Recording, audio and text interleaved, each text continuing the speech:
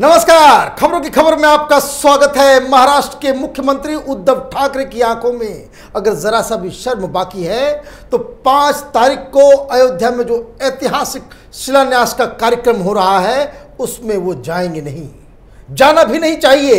इसके कई सारी वजह हैं, क्योंकि जिस तरीके से शिवसेना, महाराष्ट्र की सरकार, स्वयं उद्धव ठाकरे मुस्लिम अपीजमेंट की सारी सीमाएं लांघ रहे हैं, जिस तरीके से शिलान्यास का विरोध और उस पर रोक और बकरीद के लिए छूट शिवसेना की सरकार महाराष्ट्र में दे रही है और उसके पीछे जो राजनीति कर रही है घृणित, वो अपने आप में ये बताता है कि शिवसेना ने, उद्धव ठाकरे ने किस तरीके से बाला साहब ठाकरे की सारी पूंजी को इन्होंने नाली में बहा दिया, उनकी पूरी लेगेसी को रसातल में दबा दिया है। इस जो महाराष्ट्र की सरकार किस तरीके से मुस्लिम अपीजमेंट की सारी सीमाएं लांघ रही है, इस पे मैं आऊंगा। लेकिन मैं आपको बता दूं, अयोध्या में जो संत समाज है वो उद्धव ठाकरे का वहां इंतजार कर रहा है।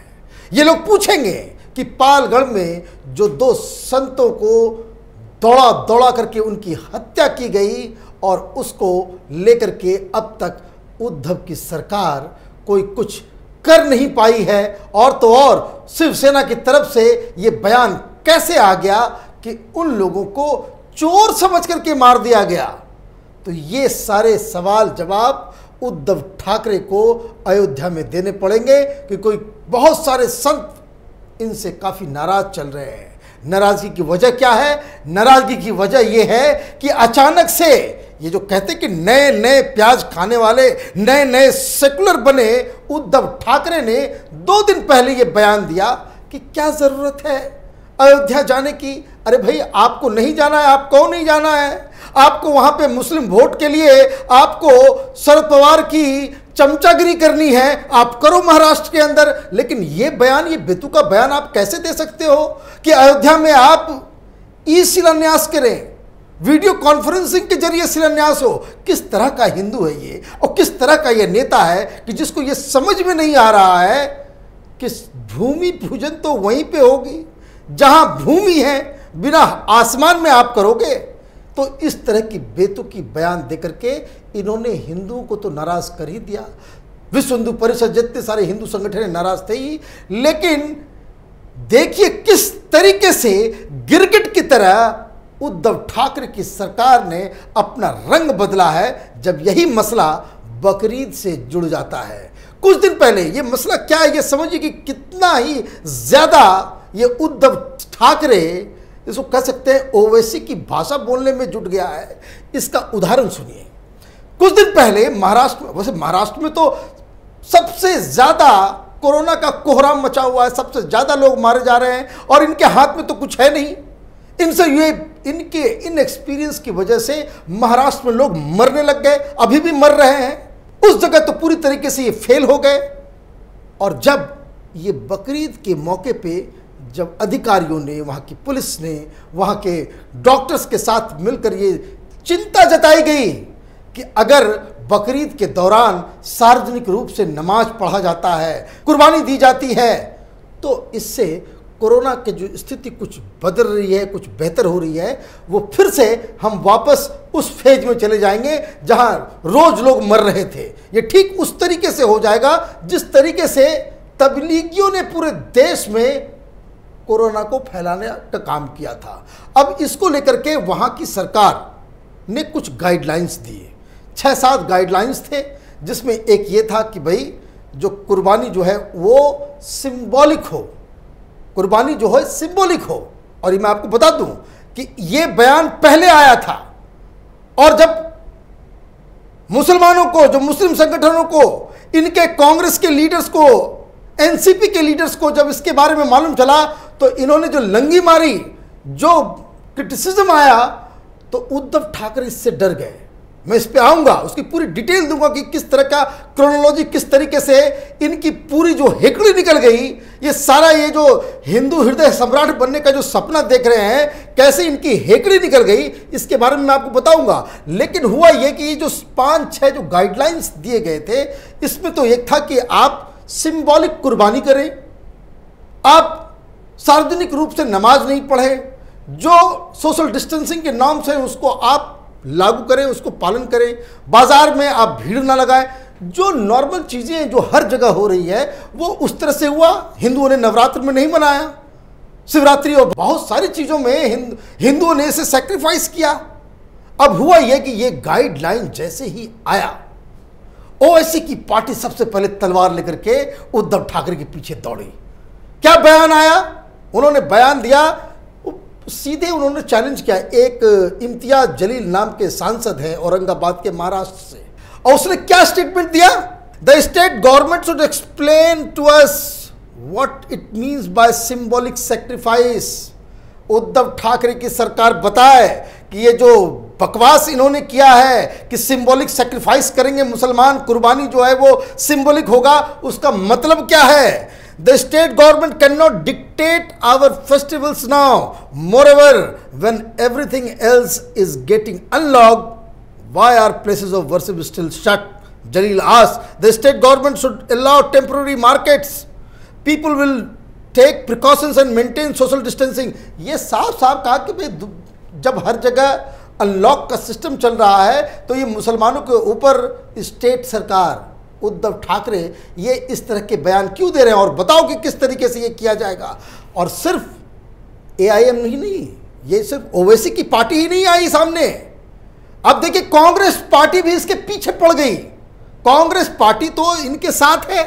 ये जो मैं कहता हूं कि ये जो 3 अलग अलग साइज के पहिए की ये का जो ऑटो है, 3 पहिया गाड़ी, ये सब अलग अलग डायरेक्शन में जो भागते हैं, तो उसमें कांग्रेस पार्टी ने भी हमला कर दिया कि बिना पूछे इस तरह की बात कैसे कर सकते हो, मुसलमानों को नाराज कैसे कर सकते हो।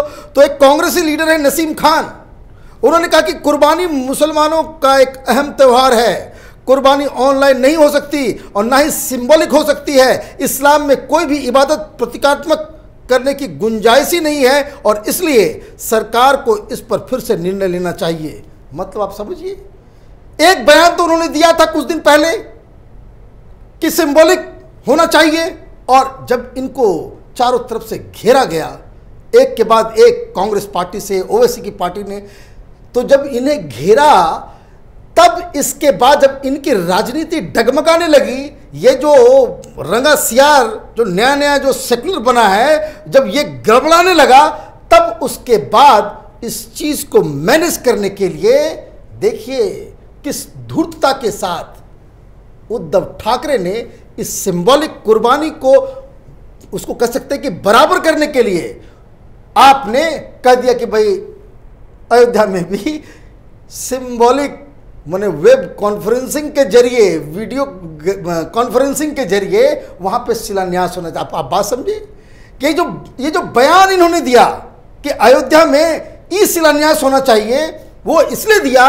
क्योंकि ये जो सरकार ने 17 जुलाई को एक सुझाव भेजा था मुस्लिम कम्युनिटी के लिए, और जब यहां से ये बैकफायर हुआ, जब ओवैसी की पार्टी ने हमला किया, जब कांग्रेस पार्टी ने हमला किया, इनकी घिघी बन गई और इसको किसी तरीके से मैनेज करने के लिए, क्योंकि सरकार तो इनकी तो इसको डगमगाने लगती है।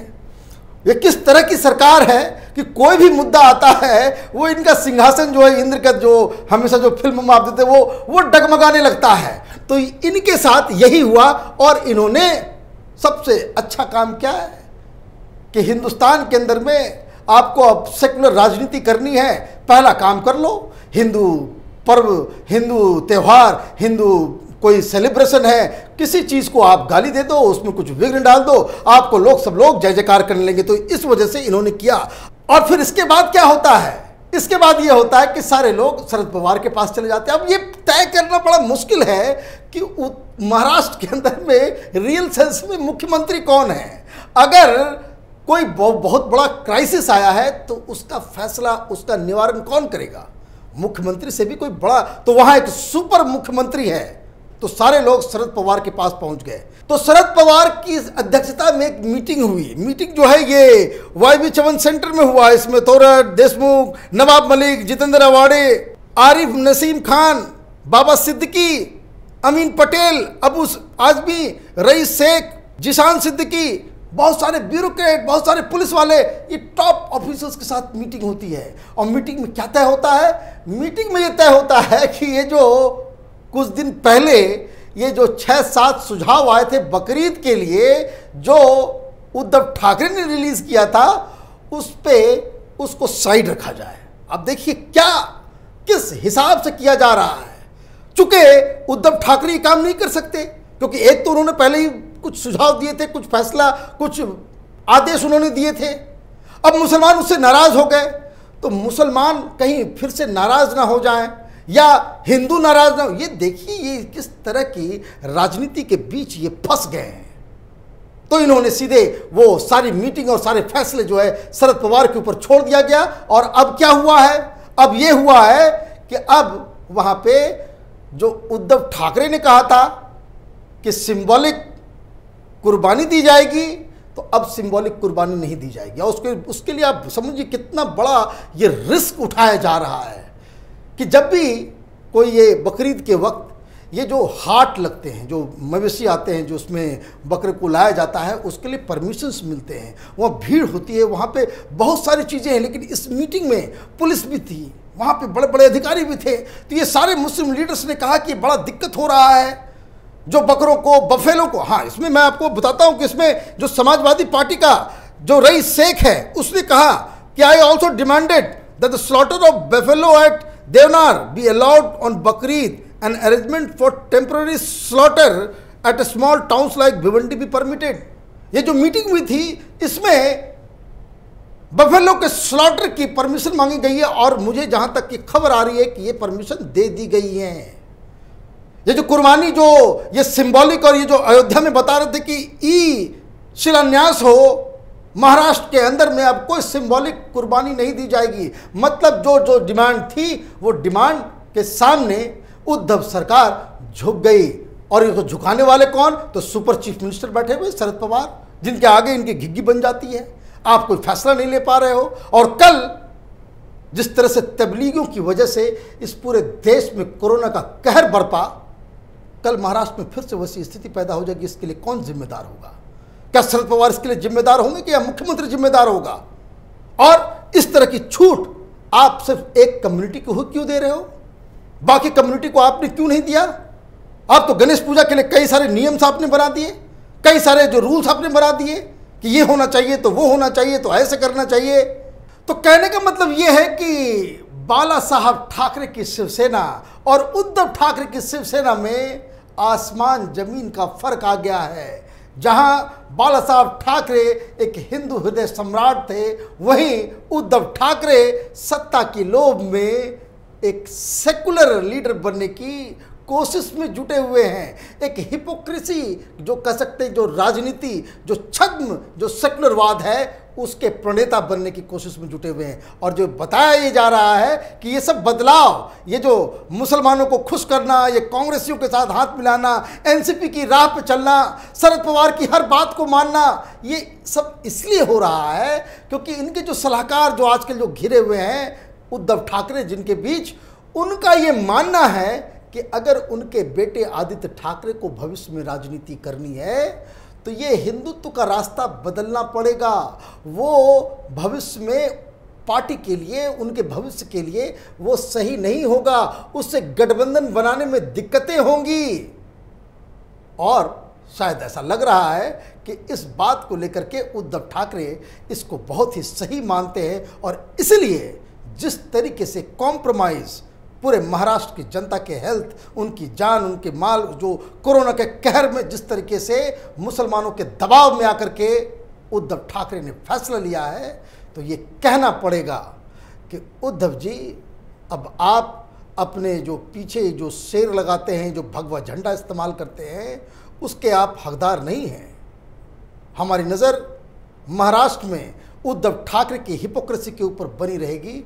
आप देखते रहिए कैपिटल टीवी। हमारे वीडियोस को लाइक कीजिए, शेयर कीजिए और हमारे चैनल को सब्सक्राइब कीजिए। धन्यवाद।